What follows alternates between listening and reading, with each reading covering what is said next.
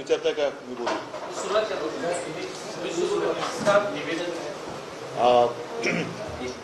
नाही ठीक आहे.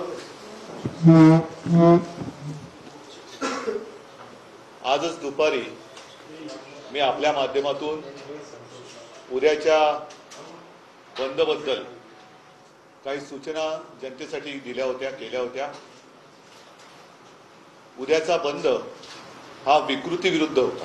मी होता हा शब्द वापरतोय याचं कारण आत्ताच थोड्या वेळापूर्वी माननीय उच्च न्यायालयाने तत्परतेने या बंदला मनाई केलेली आहे.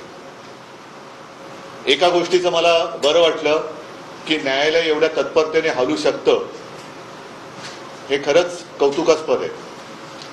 मी न्यायालयाकडनं एकाच गोष्टीची अपेक्षा करतो की ज्या तत्परतेने आपण हा निर्णय दिला तशीच तत्परता जे गुन्हे घडतायत त्या गुन्ह्यातील आरोपींबद्दल आणि गुन्हेगारांबद्दल दाखवून त्यांना ताबडतोबीने सजा देण्याची सुद्धा तत्परता आपण दाखवावी.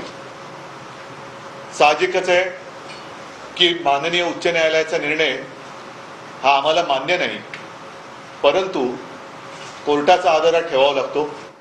या निर्णयाच्या विरुद्ध सर्वोच्च न्यायालयात आम्ही जाऊ शकतो. काही गोष्टी अशा असतात की सर्वोच्च न्यायालयात जाणं आणि त्याच्यानंतर तिथे सुनावणी होऊन निर्णय मिळणं ह्याच्यातही थोडासा वेळ अवधी हा जाऊ द्यावा लागतो, कारण सुनावणी नीट व्हायला पाहिजे. ह्या घटना अशा आहेत आणि ह्या बंदचं कारण हे वेगळं होतं.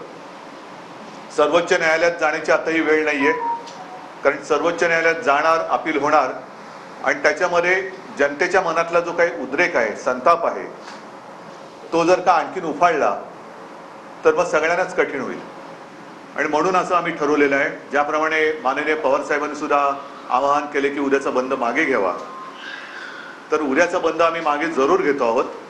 मात्र राज्यभर प्रत्येक गावात, प्रत्येक शहरातल्या आणि गावातल्या मुख्य चौकात महाविकास आघाडीचे सगळे नेते आणि कार्यकर्ते तोंडाला काळ्या फिते बांधून हातात काळे झेंडे घेऊन या सगळ्याच गोष्टीचा निषेध करतील.